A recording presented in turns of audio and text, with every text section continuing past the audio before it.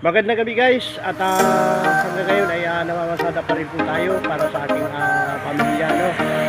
Para sa aking asawa at anak itong aking hanap buhay, kaya tayo ay nagtatricycle pa lang. So balita muna tayo guys, pagkatapos ba ng mga ulan at pagkabaha, kaya ito po yung papakita ko sa inyo guys, no? Nandito po tayo sa guys, sa barangay Pasulugod, no? At nasasagupan ng Iglesia ni Cristo. So ayan, intro muna tayo guys. Ipapakita ko guys sa inyo yung dating tinrabahuan ko. Matagal akong nagtrabaho dito at ito ay kama. Hulaan nyo guys kung anong klaseng kama, no? Intro muna tayo.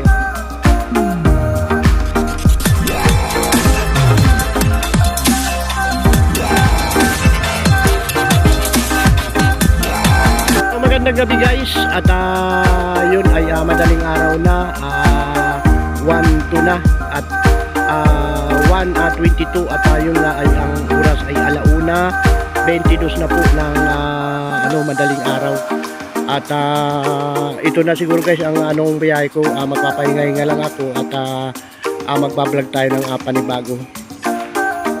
Itong lugar na to guys ay makikita nyo, ayan, at napaka tahimik, ano.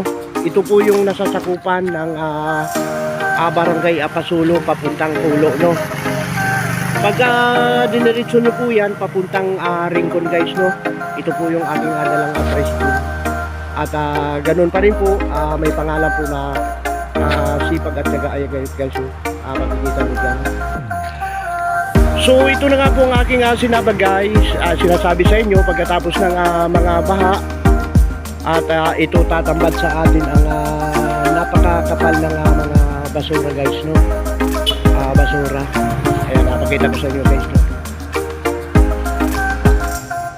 So ito guys ay puro basura, no, kasi binaha po tayo dito ngayon at hindi pa namin ang lahat ng basura. Mga Valenzuela guys ay napakaraming basura ngayon, no. Pero marami na pong kumukuha at hindi lang siguro inabot itong na to, no, lugar na to na makuha yung basura. Lakad-lakad tayo dito guys. So ito po yung aking dating tinarabahuan guys. Itong kamanga na to, ito ay selimbid guys, no, yari ng selimbid. Ayan, napakagandang kama nito guys at king size. At ito nga ay tinapo na yata ito. Ayan, nabasa at nalubog sa baha.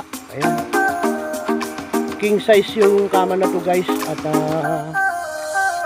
mamahaling kama ito guys, kasi nagtrabaho ko sa silimbid, no. Ay napakalaki, 60 by 60 yata ito guys. Ay super laki, oh.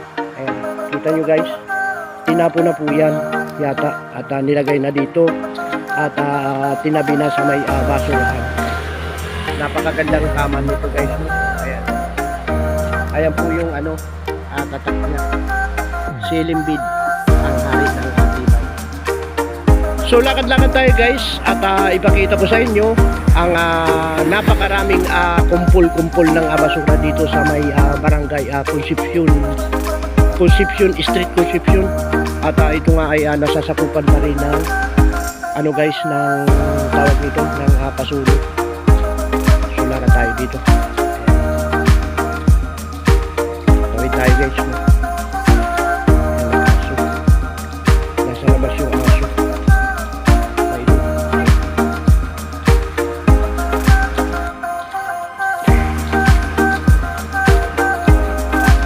Tahimik ang na guys kasi madaling araw na, no. Ayan. So pagkatapos nitong vlog natin ay tayo ay uuwi na. Ang ganda ng I love Pasulog guys, no. Ayan.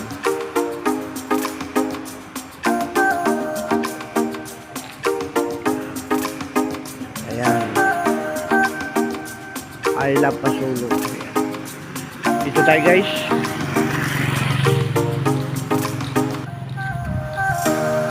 Good morning, good morning at happy Merkulis na po na hanggang ngayon ay nandito pa rin po tayo sa lansangan ayan, panibagong vlog po tayo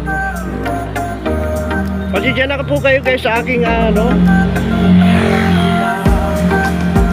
aking content wala po akong ibang content na iba kundi good vibes lamang at ipakita ang lugar dito sa Valenzuela.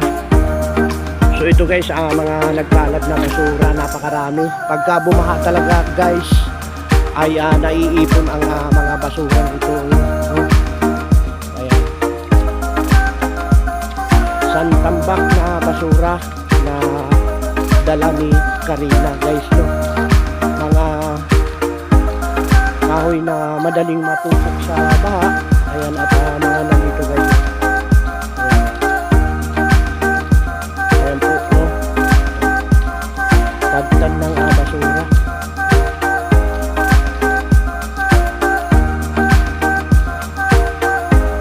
So ito po yung Angeles 1 guys. Barangay Apasulo rin ito. Lakad-lakad tayo dito. Good morning, good morning. Ayan, at good vibes lamang po tayo guys, no? Ang ating content ay walang iba, kwento-kwento lamang at good vibes. Sana guys, panoorin nyo yung aking mga vlog, no? At sana naman wag nyo pong paki-skip yung ads para naman po ako ay makasweldo, no? $20 pa lang guys ang aking ipon, pero tuloy-tuloy lang tayo kahit na paunti-unti ang ating mga views.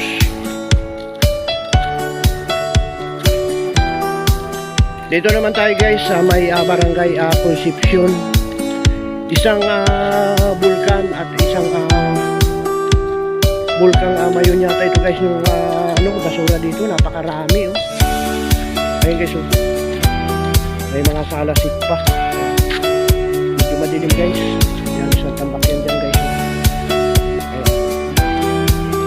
Napakarami na basura. Ayan, kita nyo dyan guys, medyo madilim, pero kitang kita yung sulot ng dala ni Karina ng mga basura na to. Kung hindi bumaha guys, hindi yan magkakaganyan, ayan. Ayan po. Salamat naman po kay Lord at wala nang baha. Ayan guys. Akutin yan guys bukas. Baka bukas wala na po ito at malinis na, no? Kanina sa barangay Aringkon, maraming hinahakot na ng basura. So uwi na tayo guys at madaling araw na at uuwi na at makapag na rin, kapag tulog na rin kasi bukas umaga na pala guys, no? Pamamasada pa tayo bukas. Ang inyong host ay muna nag-aabang ng magugupitan sa umaga. Sinasanay ko lang kasi medyo matagal akong nagsara ng aking barbershop. Dati sa umaga nung ako hindi nagsasara ng barbershop ko ay nakakarami na ako sa umaga. Kung mga 5, 6, 7 ay makakagupit na po tayo. Kaninang umaga nag-open po tayo ng barbershop at ayun, at hindi po tayo nakapag-agupit, 0, kaya namasada na po tayo. Medyo okay naman po ang kinita at nakapagbigay kay misis ko ng 500 para sa panggastos pang araw-araw. At siyempre pinambayad sa pinagkakautangan yung ibang kinita guys, no? Malinis na yun. At mayroon pa naman tayo ditong natirang 200 mahigit para bukas ay may pambili po tayo ng halimbawa pandesal, no? So ito po yung nilalakad ko na to ay papuntang Pulo to, San Roque. At yung aking tricycle ay iniwan ko lamang dun sa may tapat ng Iglesia ni Cristo. Ayan guys, no. Ano na to guys, mataas na lugar to. At hindi pinaligtas ni Karina, na si Bagyong Karina ang lugar ng barangay Pasulo. Binaharin po ito. Excuse me guys. So nandito pa rin yung aso sa labas guys. Napagsarahan yata ito. Ayan oh. Ayan. Huwag kang mananahol, kikiraan. Ayan. Hindi naman guys nanahol.